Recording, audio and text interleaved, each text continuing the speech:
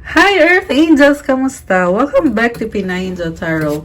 So this reading is a love message for no specific sign. This is for anyone na makaka-resonate kahit ano man ang zodiac sign mo. General love reading, so i-take nyo lang yung nag-resonate. Hayaan nyo na hindi nag-resonate kasi baka para yun sa iba. Tingnan natin kung anong energies ang connected sa'yo at sa person na nasa isip mo at nasa puso mo. Wow, may ganon.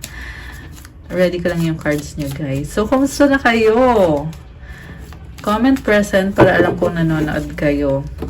Tingnan natin ang recent, past, current, and near future na energies mo at ng person na connected sa'yo. Okay. Pero bago natin sabihin yung mga energies dyan, kukuha muna ako ng blessings na message, blessings na card, tsaka ng moon card. Okay, ang blessings card mo, blessing for good work. Wow, mukhang sa work mo, there's harmony, may salitang good, and also there is progress, development, success sa work. Okay, wag naman. Blessing for unity where once there was a division. Merong magkakaayos. Merong rabbit oh. So, baka year of the rabbit kayo pinanganak. I can also feel na very practical itong energy na to. Parang, I feel like gagawan nyo ng paraan na para magsimula kayo ulit. Magkaayos kayo. Possible na connected sa family. Yung unity na yan. Blessing on the children. Ayan, speaking of family. May mga children din or mga anak. Ayan. And then, kuha ko din kayo ng isang card from this deck. Ay, moon card pala yung sabi ko, no? Ayan mo na. Travel! Ooh, mayroong magta-travel. Isa pa. School. The answer that you're seeking involves going to school. Okay, mayroong magsa-study. Moon card mo. A time to give rather than take, new moon in Virgo. Kailangan daw magbigay. Panahon daw ngayon para magbigay. Oh, this is nice.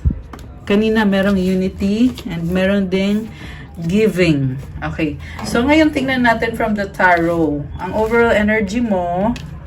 Okay, ito. Ang ganda, the Empress. Alam mo, nakikita ko sa'yo, parang nagbo-bloom ka ngayon. Si Empress kasi siya yung pinakamataas sa lahat ng queen, 'di ba? May hawak siyang fruits which symbolizes fertility, abundance, and overflowing blessings. Pero parang kalmado siya, nakahiga siya.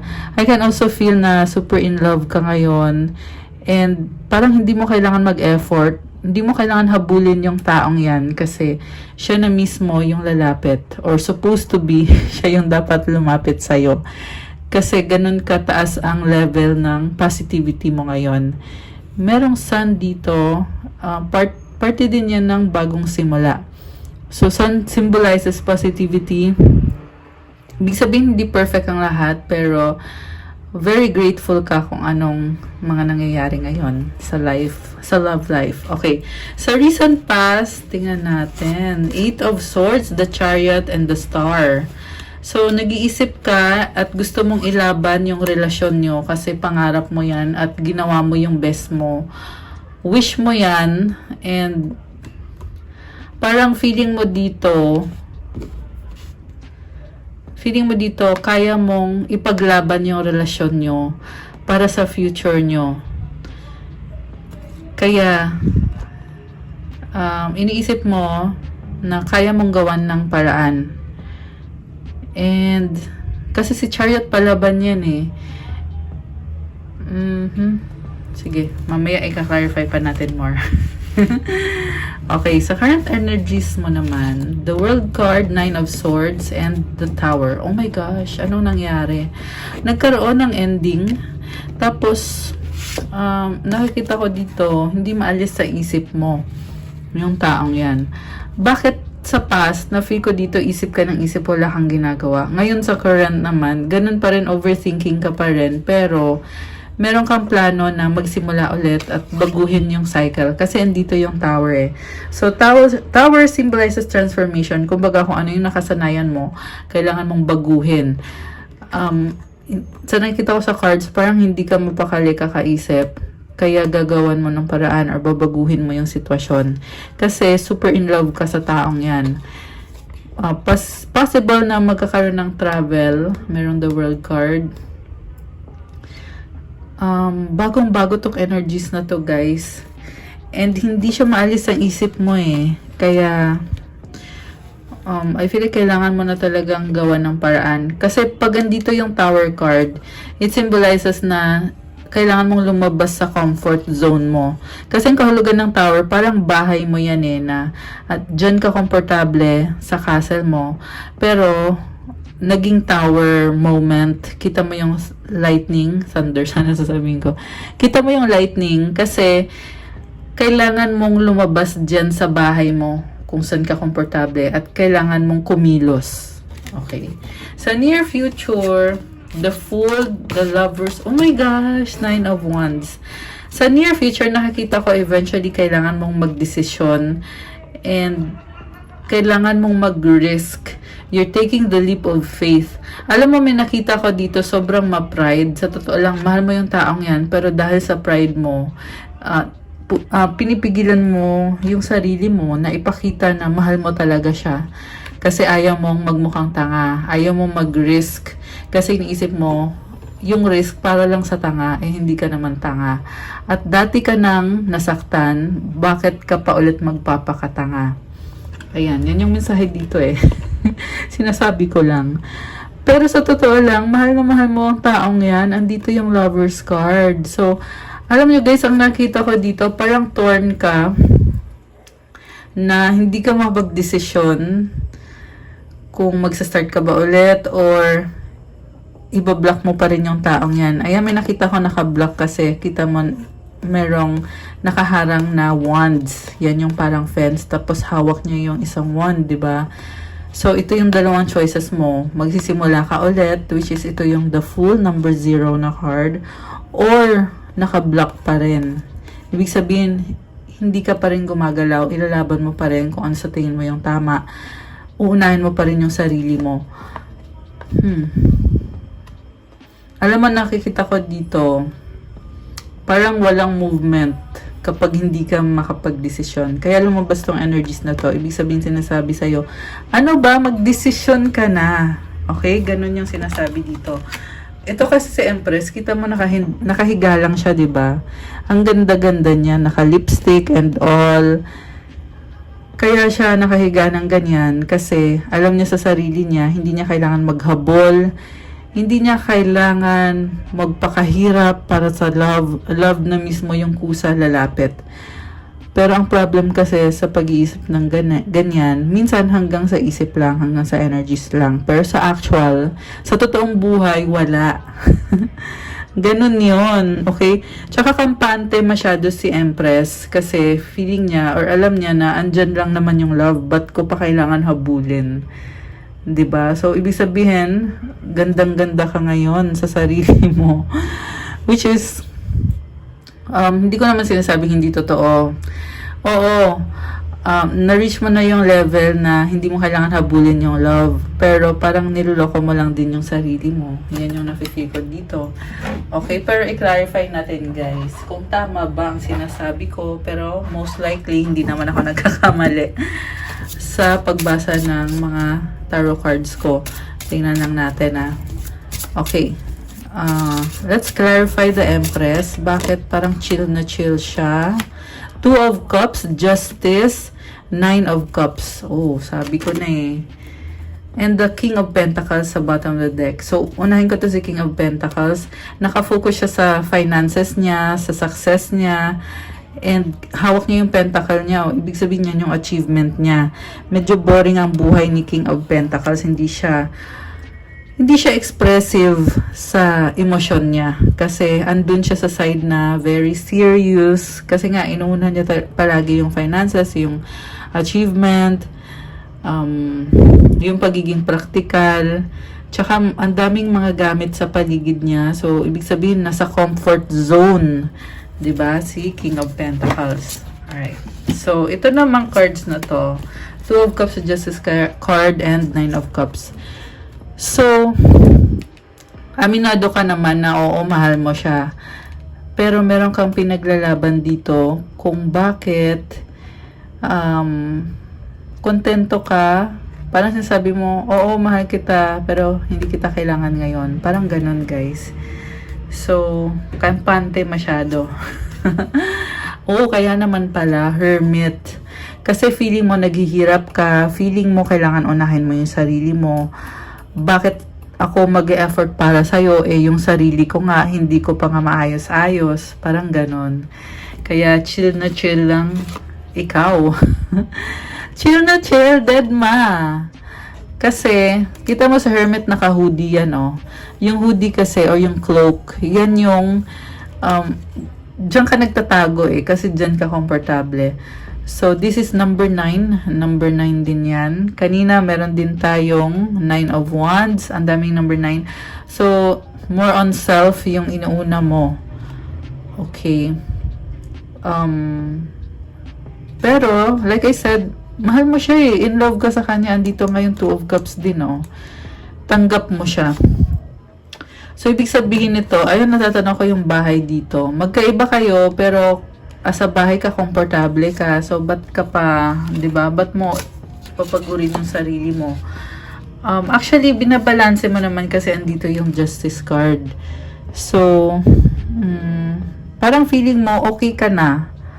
Ganon. Okay ka na ganyan. Andyan siya. Andito ka. Ayan. Ganon lang. Medyo ang boring. So, okay ka na sa ganon. So, andito yung Judgment. So, wow. Ang dami nang nangyari dito, guys. Number 22 to, oh. Ayan, oh. 22 on the tarot. Sorry. 20. Hindi 22. Bakit ba 22? Sinabi ko. Dalawang X kasi, eh. So, X is 10, diba? So, times 2. Anyway, yun na nga, ang dami nang nangyari pero walang movement. Okay. So, mag-clarify tayo. Ulit. Okay, bakit walang movement? Kasi nga, ito na 9 na naman, oh. Masaya ka na on your own. You are very independent. And, kita mo yung suot niya, mabigat din, oh. Ayan, so hindi ka rin makagalaw. Kasi inuuna mo yung, again, this is about financial achievements, pagiging practical, naalagaan mo yung sarili mo. Yung iba nagpapaganda. Okay. Tingnan din natin to. 4 of Wands. 4 of Wands, 7 of Pentacles, and 4 of Pentacles. Ooh. May nakita ko dito commitment, pero bakit parang pinipigilan mo yung sarili mo? Pumipreno ka. Yung iba sa inyo, guys, iniisip nyo, worth it ba na magstay ako dito? Kasi grabe na yung ininvest ko sa relasyon na to. Lahat na binuhos ko. Lahat na binigay ko.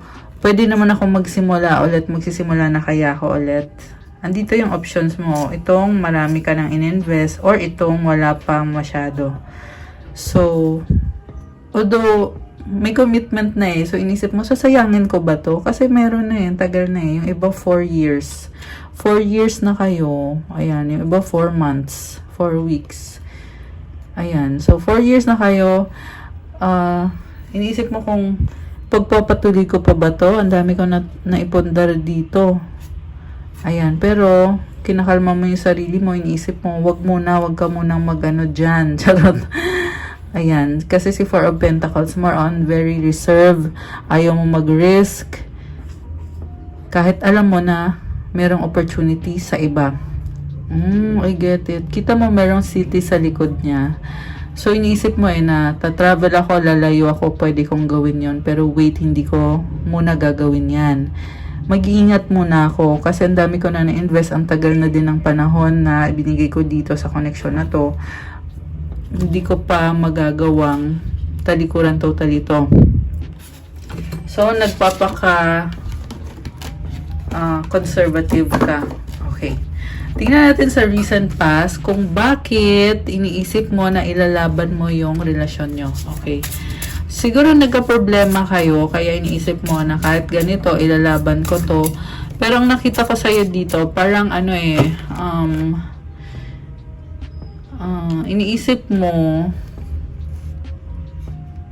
na total sinimulan ko na to, ipagpapatuloy ko na.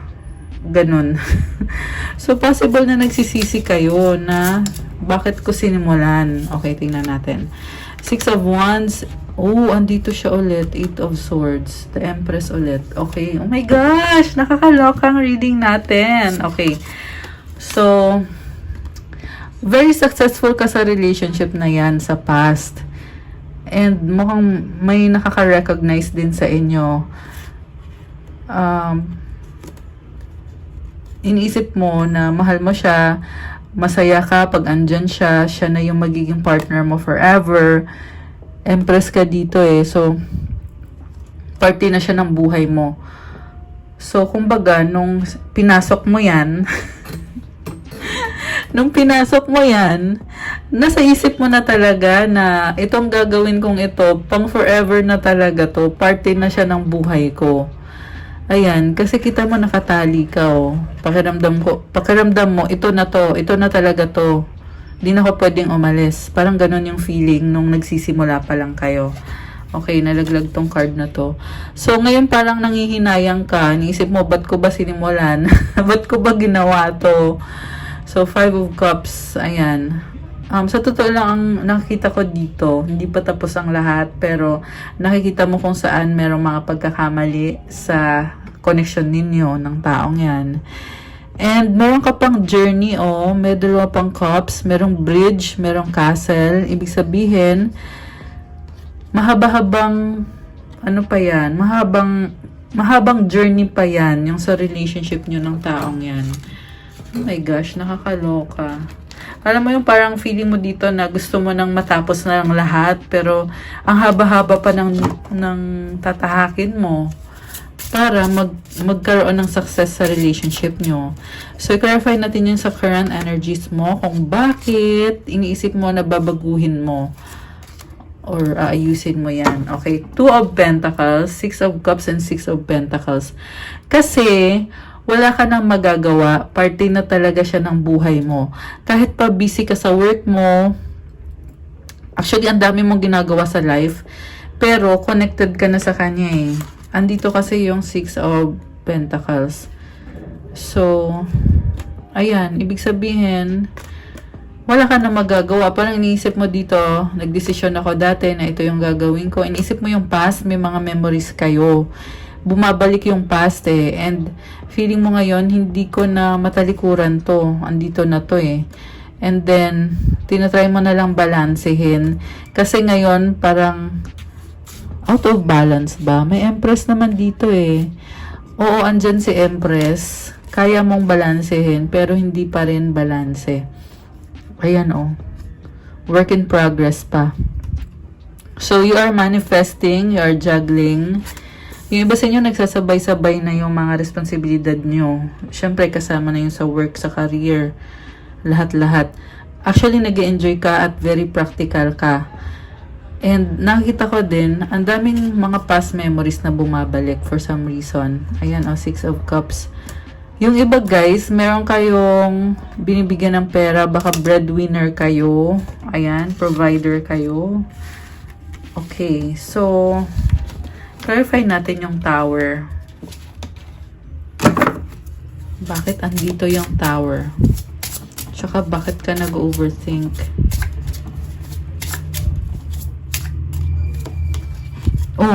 Overthinking ulit, 9 of Swords. Alam mo, hanging talaga kayo. Hanggang kailan kayo ganyan? Kita mo, another number 9. So, itong number 9 kasi, kumbaga, walang closure, hindi pa tapos, hindi pa nagkasundo, parang ganon. Although, tanggap niyo ang isa't isa kasi lumabas yung 2 of Cups kanina Pero, kita mo nakahiga, nakaupo lang siya sa bed, pero hindi siya mapakali, isip siya ng isip. So, merong unfinished business. Knight of Swords, nasasaktan. Knight of Wands. Alam mo, gusto mo nang baguhin yan agad-agad, nagmamadali ka na. Pero andun yung feeling na, tama ba tong gagawin ko? Tama ba tong ginagawa ko? Kita mo, puro may horse, di ba? So, ibig sabihin, papunta ka na eh. Ayan, sa isip mo, kailangan kong gawin to, papunta na ako, ilalaban ko to. Pero, tinatanong mo pa rin sarili ko, tama bang ilaban ko to? Tama bang mga gagawin ko? So, ngayon, wala ding mangyayari kung ganun. Kasi hindi 100%. Nakakaloka kasi, na-feel ko dito na nagmamadali ka na aayusin ko na talaga, ganito, ganyan. Pero, at the same time, nilalabanan mo. Kasi ikaw din mismo, ayaw mag-risk. Okay, tingnan pa natin tong more cards. 10 of Pentacles, 2 of Wands, Page of Cups. So, merong nagsustock. Okay, 8 of Cups in the bottom of the deck. Merong nagtampo, tumalikod. Okay, may nakita ko dito na umaayaw. Sawa na. Ayan, 4 of Cups. Ayan. Ayoko na, sawa na ako. Lagi na ba naman ganito? Charot. Wala naman akong nakikitang actual na pag-aaway. Pero, mukhang nasa isip nyo to. Nasa puso nyo. Kasi cups to eh. Pag sinabi kasing cups, emotions yan. Ayan. Nasa puso mo, nararamdaman mo. Merong offer sa'yo. Pero, hindi yan yung in-expect mo or hindi yan yung deserve mo. At alam mo yun. So, sa totoo lang, komportable kayo sa isa't isa. Malaki yung pangarap nyo. Excited kayo.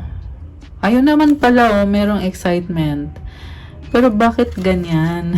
Nakakaloka. Okay, tingnan natin yung nasa near future. Uy, napatingin ako dito. Kasi sa near future, the Fool eh. Tapos, the Fool din tong card na to. So, this is about taking a risk. Wow. Oh, new beginning. Okay, so kailangan na magsimula. Oh my gosh, lovers! Ayan guys, so very synchronized yung mga cards natin. So, ganyan talaga dito sa readings natin. Mapapansin nyo na connected yung mga cards. Nagsasagutan. To supportive cards to eh. So, sabi dito, kailangan magdesisyon, kailangan magsimula ulit, kailangan mag-risk, at mag-effort. Hierophant. Alam mo, soulmate connection to guys. Malalim kasi. Malalim tong connection na to. Yung iba sa inyo, merong kasalan na i-offer na nakakagulat. Oh my gosh! Bakit ganon? Charot. Ayan offer yan offer, love, decision, Hierophant. Ayan, offer na magpakasal, Tower, nakakagulat, nakakalito din, the Moon. Alam mo, yes yung sagot, nakita ko, andito yung 10 of Cups. Ayan, so, yes, oh my gosh, si King of Cups, tsaka si Queen of Pentacles. Grabe! Kinilig ako, guys. So, ito yung manliligaw, ito yung nililigawan. Ayan, kinilig na talaga ako. So, water sign, earth sign combination.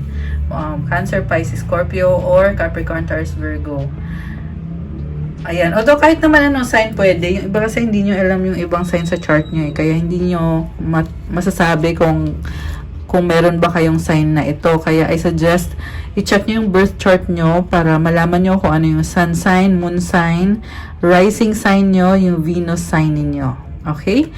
Ayan. So, meron dito guys, ayan nagmamahalan and it's a yes. Nakakaloka. Alam mo, nagmamadali. Ayan, nagmamadali mag-settle down pero nahihiya naman. Bakit ganon? Nakakaloka. Okay, so, tingnan natin yung energy ng person mo bago natin tapusin ang reading. Kasi mahaba-haba na din, no? So, nasaan na si person? Nasaan na si person? Five of Pentacles, Ace of Cups, Diyos ko, nawawala ng pag-asa, High Priestess, the Death card. Alam mo, sa totoo lang, parang iniisip ng person mo, wala na talagang chance, tapos na wala na kami, iniwanan niya ako. Ganon yung iniisip niya. Temperance, parang pinapasa Diyos na lang niya. Parang sinasabi na lang niya na si God nang bahala. And busy din siya sa work niya eh. Ayan o, 8 of Pentacles. Pero parang feeling niya hindi siya balanse kapag wala ka. Parang ang lungkot ng feeling. Nalungkot naman ako dito. Kasi tingnan mo, nakatalikod siya oh. Tapos nakahawak siya dito. Parang iniisip niya na ang liit-liit niya. Parang iniisip niya, ayan, naluha ako guys. Ayan, so kung sino man to, kung kanino man to energies na to, comment nyo. Okay? Ayan, pinipili na lang niya na ikalma yung isip niya. Four of Swords. Ayan, kita mo na higa na lang siya, oh. Pero andun yung curiosity na ibig sabihin naghahanap siya ng mga kasagutan. So, itong ibang cards, syempre, papakita ko din sa inyo. Ayun na nga, feeling niya ngayon, iniwan mo siya. Pero hindi niya sasabihin sa'yo yun. Emotional siya, oh. Ayan, oh. Feeling niya, iniwan mo siya, emotional siya. Yung iba, lumuluha, guys. Lumuluha. And, tahimik High Priestess, hindi niya sasabihin sa'yo yan. Kumbaga, sosolohin niya na feeling niya inabandon mo siya or wala ng chance. Ayan, sinipon na ako sa reading natin. Okay, anong outcome? Nakakaloka tong reading na to. Five of Swords, Three of Pentacles, the Devil. Ayan. Ay, nako. The Chariot and the World. Okay. Ito pa, isa pa. Page of Wands. So, ang outcome dito, nakikita ko, hindi ka pa rin mapakali, sobrang stress mo na, oh. Sobrang stress mo na kung anong gagawin. Pero may nakita ko dito na merong ilalaban, na merong kang tatalikuran para ayusin kung anong meron kayo. So, again, decision nyo yan kung ano ba ang pupuntahan ng connection na ito. Kasi kahit mukhang mas positive ngayon yung outcome na lumabas dito, pero sa huli, depende pa rin yan sa action na gagawin nyo. Oh, I forgot. Wala pa tayong Tagalog Love Oracle. Kuha ko kayo. So, ito yung Tagalog Love Oracle na ginawa ko para sa inyo. Okay. Akin ka lang, possessive. Oh my gosh, bakit ganon? Charot. Gusto kita, attraction. Usap tayo, talking. Friend zone, BFF. Okay, isa pa. Nagmamahalan together. Nahihiya, shy. Pabago-bago, doubt, self-love. Ayan yung mga cards natin. Nag-iisip, ayan, sa bottom of the deck. Anong advice para sa ating viewer? Advice para kay viewer. Forgiveness, healing comes from acceptance.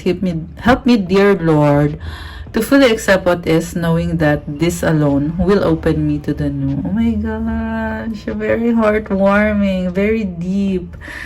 Whew. Okay, so sabi dito guys, kapag daw natanggap mo yung mga bagay-bagay, saka magkakaroon ng healing. So mukhang meron din kailangan magpatawad dito. This is a prayer na humihingi kay God, kay Jesus, na para matanggap mo kung ano ba yung mga nangyayari. At kasi pag natanggap mo, yan yung magbubukas sa'yo sa bagong possibilities. Ayan, kasi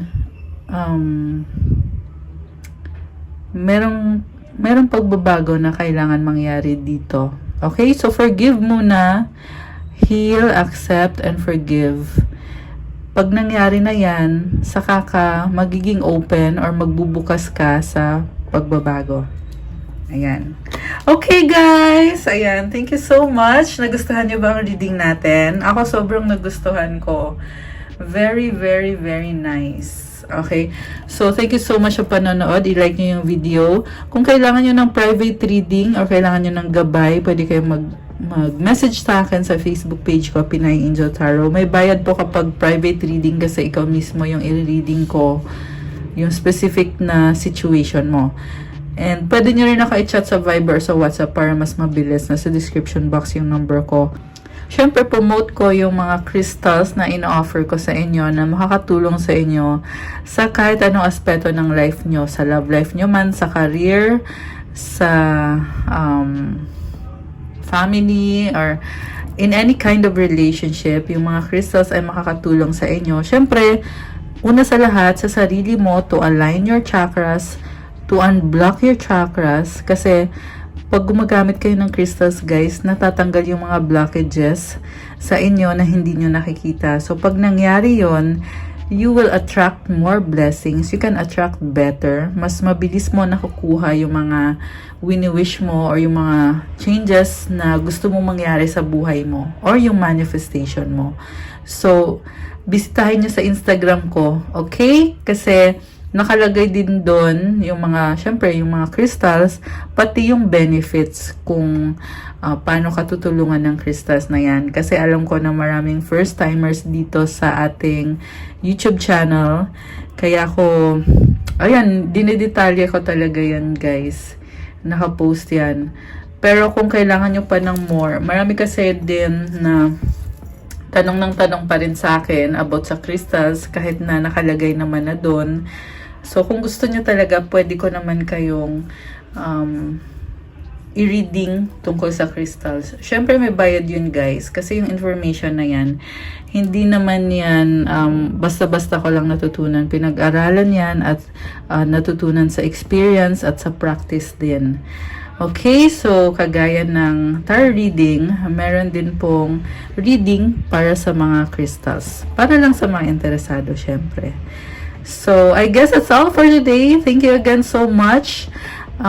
Ay nga pala, supportahan niyo yung Facebook ko, okay? Nasa 5,400 followers na tayo ngayon. So, make sure na pumunta kayo dun sa Facebook ko at i-like nyo para dumami na tayo. Thank you, guys! I'll see you again soon. Have a good night. God bless. Stay safe. Love you, guys. Like nyo tong video na to at subscribe sa mga bago sa channel and welcome to this channel. And stay safe, guys. Bye!